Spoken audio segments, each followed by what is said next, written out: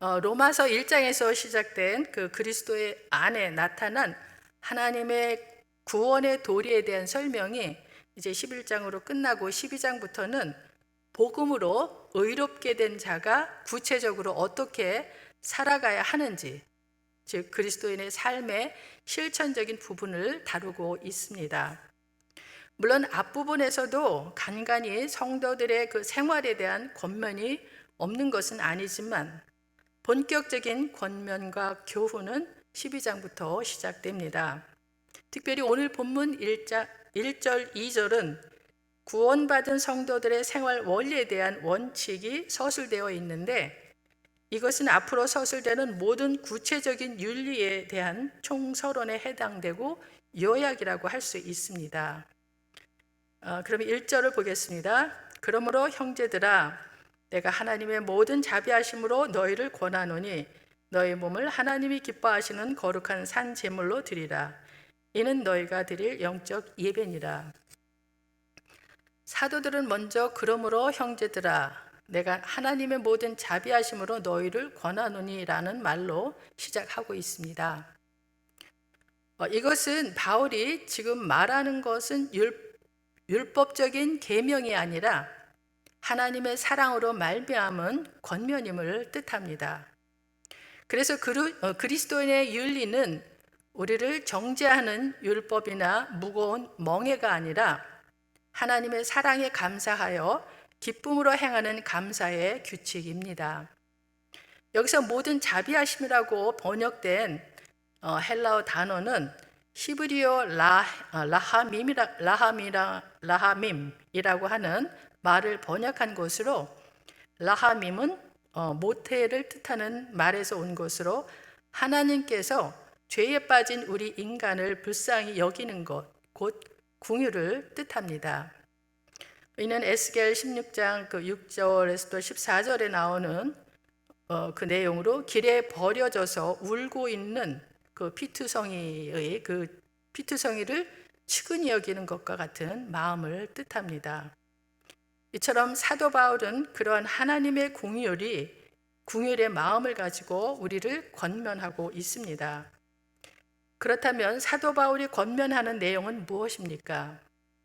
그것은 너희 몸을 하나님이 기뻐하시는 거룩한 산 제물로 드리라는 것입니다. 여기에 사용된 드리라는 말은 구약에서 제사 때 사용되었던 용어입니다. 곧 성전에서 제사장이 짐승을 잡아서 하나님께 드리듯이 우리 몸을 하나님께 제물로 바치라는 의미입니다. 구약 시대에는 소나 양 같은 짐승을 잡아서 하나님께 드렸지만 이제는 우리의 몸을 하나님께 드려야 합니다. 여기서 몸이라는 말은 우리의 육체뿐만 아니라 우리의 영과 육을 합한 전 인간을 뜻합니다. 이것을 몸으로 표현한 이유는 이것이 구약 시대의 제물이었던 짐승에 비유되고 있기 때문입니다. 제물이란 원래 죽여서 드리는 것이고 죽지 않은 것은 제물이 될 수 없습니다. 제물이 죽어야 하는 이유는 제물을 가지고 온 사람을 살리고 용서함을 받게 하기 위함입니다. 제물이 살아 있어서는 용서함이 없습니다. 화해가 없습니다. 그래서 히브리서 9장 22절에서는 율법을 따라 거의 모든 물건이 피로써 정결하게 되나니 피 흘림이 없은즉 사함이 없느니라고 말씀하고 있습니다. 제단 위에 드려지는 제물이 죽어 피를 흘려야 죄사함이 있다는 말씀입니다. 제물이 죽어서 피 흘림이 있어야 제사를 드리는 사람들이 용서함과 화해를 얻습니다. 회복을 얻게 됩니다. 그 살아있는 제물의 본보기가 바로 예수님이십니다. 우리를 위해 죽으신 예수님이 제물로서 죽었으나 지금도 살아있는 제물이 되셨습니다. 사람들이 예수를 나무에 달아 죽였으나 하나님이 사흘 만에 다시 살리셨습니다. 하나님께서 죽음에서 일으켜 세우신 예수는 죽었으나 사셨습니다. 이것이 바로 죽었으나 살아 계신 산 제물의 원형입니다. 자신의 옛 자아는 십자가에 못 박혀 죽고 예수 안에서 새로운 자아로 태어난 인생이 바로 산 제물입니다. 나의 옛 자아는 죽고 예수가 내 안에 사시는 새로운 피조물, 그가 바로 산 제물입니다.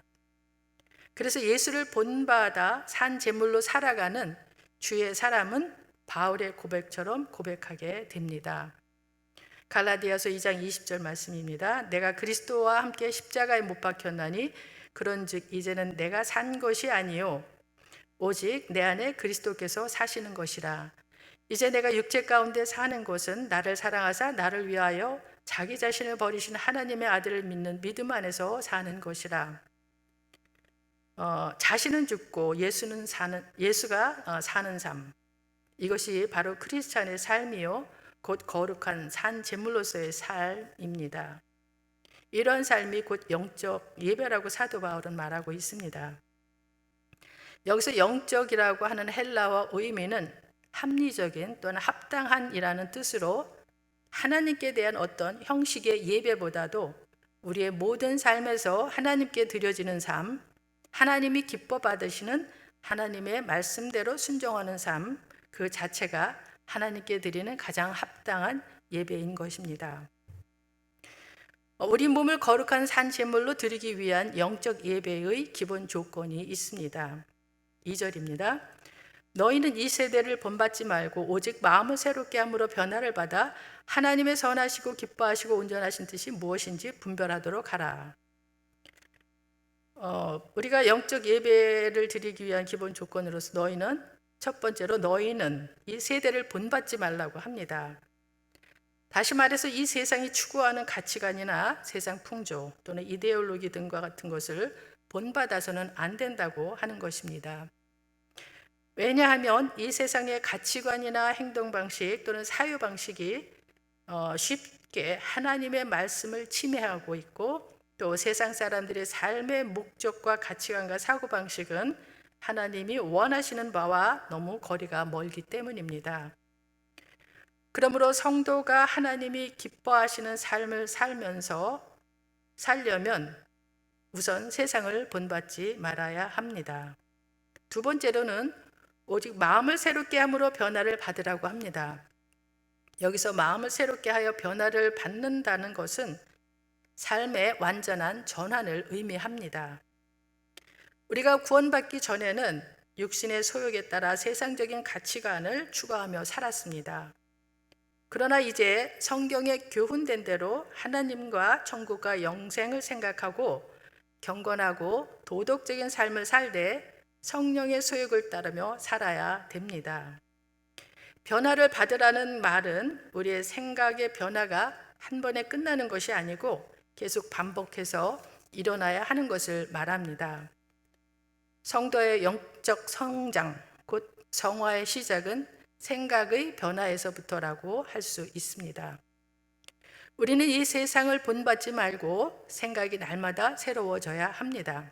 그래야 하나님이 기뻐하시는 방향으로 우리의 삶을 하나님께 드릴 수 있습니다. 세 번째로는 하나님의 선하시고 기뻐하시고 온전하신 뜻이 무엇인지 분별하라고 합니다. 우리가 산 제물로 드리는 영적 예배를 드리려면 우리는 또한 하나님의 뜻을 분별해야 합니다. 바울은 하나님의 뜻을 하나님의 선하시고 기뻐하시고 온전하신 뜻이라고 표현했습니다. 하나님의 뜻은 그 내용이 선하며 그 결과도 선합니다. 또 우주의 왕이시며 주권적 섭리자이신 하나님께서는 그의 기뻐하시는 일들을 행하십니다. 때때로 그의 뜻은 우리의 뜻과 달라 우리가 이해할 수 없을지라도 하나님께서는 하늘에 계셔서 원하시는 모든 것을 행하십니다. 우리는 하나님의 선하시고 기뻐하시는 뜻을 분별하고 그 뜻에 순종해야 합니다. 이어서 사도 바울은 성도의 삶의 현장 중에서 가장 중요한 교회 안에서의 삶에 대해 기록하고 있습니다. 바울은 먼저 교회 안의 모든 성도들에게는 각자 그 믿음의 분량대로 하나님께서 주신 은사가 있다는 사실과 그 은사대로 모든 성도들이 서로 지체의식을 가지고 자신들이 해야 할 일들을 충실히 그리고 기쁜 마음으로 실행할 것을 권합니다. 3절입니다. 내게 주신 은혜로 말미암아 너희 각 사람에게 말하노니 마땅히 생각할 그 이상의 생각을 품지 말고 하나님께서 각 사람에게 나누어 주신 믿음의 분량대로 지혜롭게 생각하라. 사도 바울은 마땅히 생각할 그 이상의 생각을 품지 말고 하나님께서 각 사람에게 나눠주신 믿음의 분량대로 지혜롭게 생각하라고 합니다. 우리에게는 각자마다 하나님께서 주신 은사가 있습니다. 그것이 크든 적든 간에 최선을 다해 겸손하게 각자마다 각자 받은 믿음의 분량대로 지혜롭게 생각하고 섬겨야 할 것입니다. 여기서 말하는 믿음의 분량대로라는 말은 믿음의 많고 적음이 아니라 각자 주어진 직분과 은사의 한계의 특성에 따라 다르다는 뜻입니다. 따라서 각자가 깨달아서 겸손하게 낮아짐으로 섬길 것을 교훈하고 있습니다. 사도 바울은 조화로운 공동체 연합을 설명하기 위해 유기적인 그 결합체인 인간의 몸을 비유하여 지체의 다양성과 통일성 그리고 상호성과 같은 공동체 의식의 필요성을 강조하고 있습니다. 4절, 5절입니다. 우리가 한 몸에 많은 지체를 가졌으나 모든 지체가 같은 기능을 가진 것이 아니니 이와 같이 우리 많은 사람이 그리스도 안에서 한 몸이 되어 서로 지체가 되었느니라. 4절에서 같은 기능을 가진 것이 아니니라고 하는 말은 앞에서 언급한 믿음의 분량과 연결되는 개념으로 이것은 성도들 개개인 거의 모두가 각각 개성이 다르고 부여된 임무가 다르다는 것을 암시합니다. 5절에서 그리스도 안에서 한 몸이라고 하는 표현은 고린도전서 10장에서도 나타내는 개념으로 성도의 통일성을 강조합니다.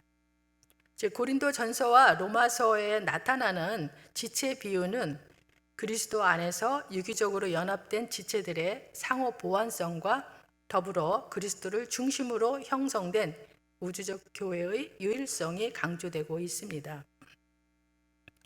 또한 이러한 모습이 에베소서와 골로새서에서는 그리스도를 교회의 머리로 하는 관계로 묘사되고 있습니다. 이는 교회란 그 구성원의 그 각각의 성도들이 그리스도를 중심으로 연합함을 강조하는 표현입니다. 이러한 연합은 그리스도의 생명과 유기체적 연합으로서 죄인인 인간이 그리스도의 의를 힘입어 구원에 이르는 근거가 됩니다. 한편 바울이 특히 이 문맥에서 염두에 두는 것은 성도들의 그 공동체에서의 투철한 지체 의식입니다. 3절부터 8절까지 이르기까지 각 절마다 지체 의식을 강조하고 있는 점에서 볼 때 당시 로마 교회의 그 지체 의식을 가지고 봉사하는 마음이 부족했던 것으로 여겨집니다. 이어서 사도 바울은 받은 은사를 어떻게 사용하는지에 대해 언급합니다. 6절부터 보겠습니다. 우리에게 주신 은혜대로 받은 은사가 각각 다르니 혹 예언이면 믿음의 분수대로, 혹 섬기는 일이면 섬기는 일로, 혹 가르치는 자면 가르치는 일로, 혹 위로하는 자면 위로하는 일로, 구제하는 자는 성실함으로, 다스리는 자는 부지런함으로, 공의를 베푸는 자는 즐거움으로 할 것입니다. 은사의 차이점은 인간의 뜻에서부터 생기는 것이 아니라 주님께서 이런 방식으로 당신의 은혜를 분배하는 것을 기뻐하셨기 때문입니다. 그렇게 주님으로부터 받은 것을 공동의 유익을 위해 나눴으되 남들도 그렇게 하는 것을 방해하지 않을 때 질서와 조화를 이루며 공동체 구성원들이 아름답게 세워져 갑니다. 즉 성도들은 다른 지체를 섬기는 마음으로 예언하고 가르치며 권명과 위로를 베풀고 성실과 즐거움으로 구제하며 부지런함으로 다스려야 하는 것입니다. 이렇듯 하나님께서 각자에게 각기 다른 은사를 부여하신 것은 그들 각자를 높이는 데 목적이 있는 것이 아니라 겸손함으로 서로 협력하여 연약한 부분을 보완함으로 성도를 온전하게 하고 그리스도를 높이는 데 목적이 있습니다. 우리가 오늘 본문을 통해 깨닫게 되는 것은 우리가 과거 육에 속하여 멸망받을 수밖에 없는 상태에서 예수 그리스도를 믿음으로 말미암아 하나님 앞에서 의롭다 함을 얻고 천국 구원에 이르게 된 상태로의 변화, 곧 삶의 본질에 있어서 완전한 변화가 이루어졌다는 사실입니다. 이제 하나님의 무조건적인 은혜로 구원에 이르게 된 성도의 행동 양식은 행동 하나에 있어서 하나님이 기뻐하시고 온전하신 뜻을 생각하고 실행하는 곧 삶 전체가 하나님께로 향해 방향이 주어져 있게 된 것입니다. 이처럼 삶의 본질적인 변화가 전혀 새로운 윤리적 행동 양식을 가져오게 한 것입니다. 따라서 그리스도인은 믿음에 의해서만 죄사함 받고 의롭다 하시는 하나님의 은혜를 체험하였기에 이에 대한 감사의 표현으로 또 다른 사람들에게 더욱이 믿는 그리스도인 형제들에게 용서와 사랑을 베풀고 선을 행해야 한다는 것입니다. 그렇게 함으로써 또한 하나님의 의를 다른 사람에게 전파하는 것입니다. 그렇다면 우리는 하나님의 은혜로 구원받은 자로서 과연 우리 자신의 삶 전체가 하나님께 거룩한 산 제사로 드려지고 있는가 질문해 봐야 할 것입니다. 또한 이 세대를 본받지 말고 오직 마음을 새롭게 함으로 변화를 받아 하나님의 선하시고 기뻐하시고 온전하신 뜻이 무엇인지 분별하며 살아가고 있는지 늘 점검하는 우리가 되어야 할 것입니다. 기도하겠습니다.